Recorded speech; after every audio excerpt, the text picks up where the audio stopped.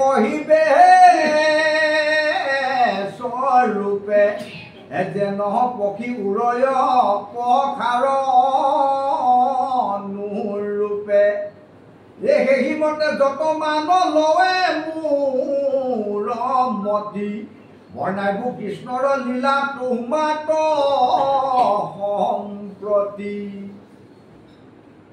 ঈশ্বৰ কৃষ্ণৰ বিষয়ে কৈ চাৰিমুখীয়া ব্ৰহ্মায়ো অন্ত নাপাইছিল, কৈ শেষ কৰিব নোৱাৰিছিল। আমাৰ এখন মুখে নোৱাৰো, নহ'লে বাৰু অনিল তাঁতী বাপে ক'বৰ দৰে কিমান ক'ব ভগৱন্ত কৃষ্ণৰ বিষয়ে। আৱহাকে কথা কোনে কহিবে স্বৰূপে যেন পক্ষী উৰয় পখাৰ অনুৰূপে। মই যিমান কণলৈকে পাৰোঁ সিমান কণলৈকে বাৰু কওঁ, ঈশ্বৰ কৃষ্ণৰ বিষয়ে যিমান কণ জানো সিমান কণ কওঁ। যেনেকৈ পক্ষীয়ে পখা অনুৰূপে কোনোবা টিপচি ইমান কণ উৰিব, কাউৰী সমূহবিলাক তাতোতকৈ উৰিব, দীঘল চিলনিবিলাক চকুৱে মনিব নোৱাৰাকৈ ওপৰত। কিয়? তেওঁলোকৰ পাখিত দেউতাত জোৰ আছে, সেইকাৰণে। এই টিপচি তৰাই আলিকি ক'ব এইবিলাকে ইমান ওপৰত যাব নোৱাৰে, দেউতাত জোৰ নাই। এইজনেও তেনেকৈ কৈছে যে মোৰ ইমান বিদগ্ধ পণ্ডিত কবি মই নহয়, অকণমান জানো, সেইকাৰণে ক'বলৈ প্ৰয়াস কৰিছিল।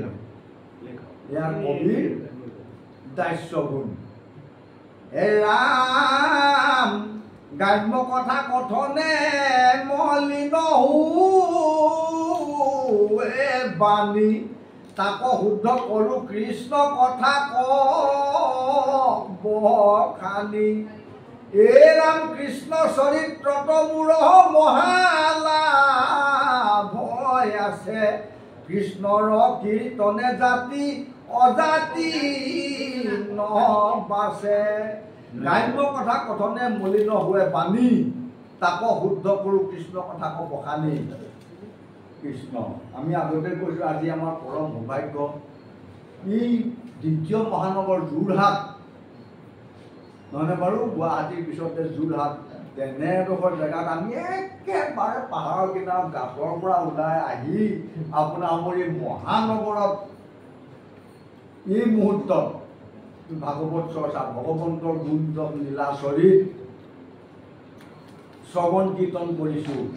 ইয়াকে নকৰি যদি আমি আমাৰ ফালৰ জেগাৰ কথা ক'লোহেঁতেন, আপোনাসকলক এইফালৰ কথা যদি ক'লেহেঁতেন, কথা উচা নিচা কোবত হয়তো কি হ'লগৈহেঁতেন ঠিক নাই, নহয়নে বাৰু?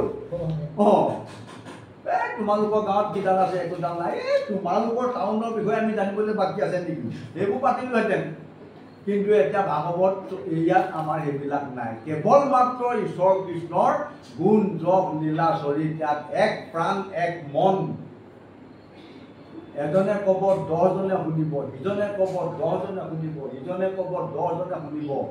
গাৱয় কহয় শুনয়, এক প্ৰাণ আৰু এক মনে। ধন টকা পইচা মাটি বাৰী ভূতনাম বদনাম ইয়াত কিছু নাই। গ্ৰাম্য কথা কথনে মলিন হোৱে বাণী, ইয়াত যদি বাকী কথা পাতি থাকিলোহেঁতেন তেতিয়াহ'লে আমাৰ বাণীবিলাক মলিনময় হৈ পৰিলেহেঁতেন, নহয়নে বাৰু? কিমানৰ মানুহ কিমান আছে নহয়নে বাৰু? ইত্যাদি ইত্যাদি, সেইবিলাক গ্ৰাম্য কথা। তাক শুদ্ধ কৰো কৃষ্ণ কথা কখানি। ইয়াত সেইবিলাক একো নাহে। এতিয়া কৃষ্ণ বাপ, কৃষ্ণ আই, কৃষ্ণ কৃষ্ণ চৰিত্ৰতো মোৰ মহালাভ আছে। কিয়? ইয়াত মহালাভ আছে।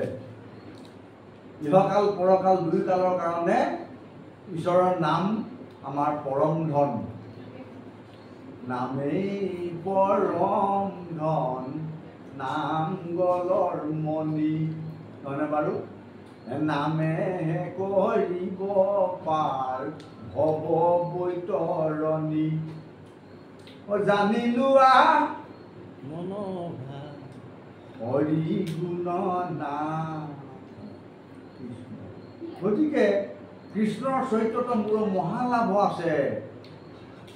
ইহকাল পৰকাল দুই কালৰ কাৰণে ইয়াক দৰকাৰ হ'ব।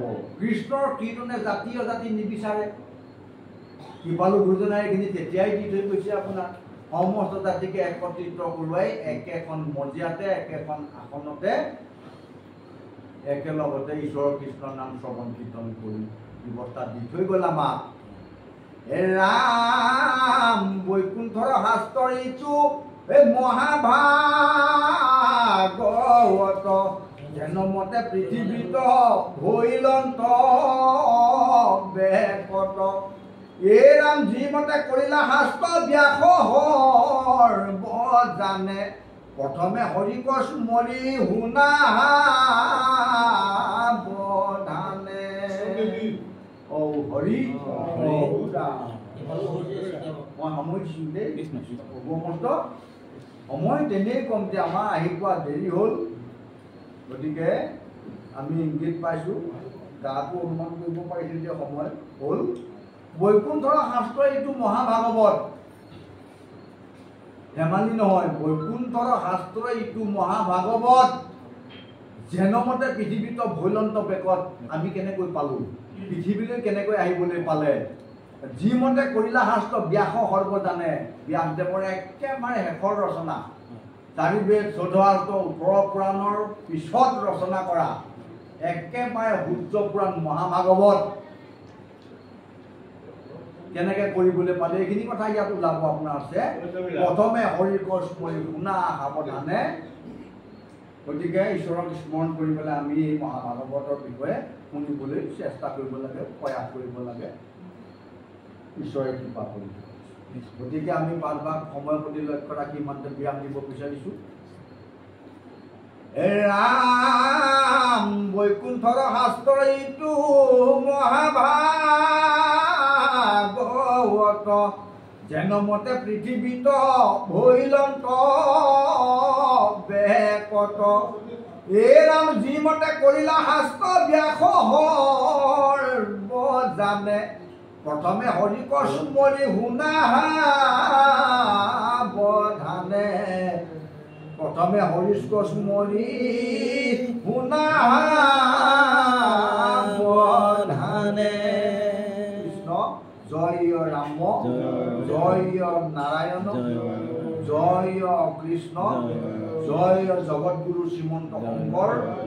ঔ হৰি ঔ ৰাম।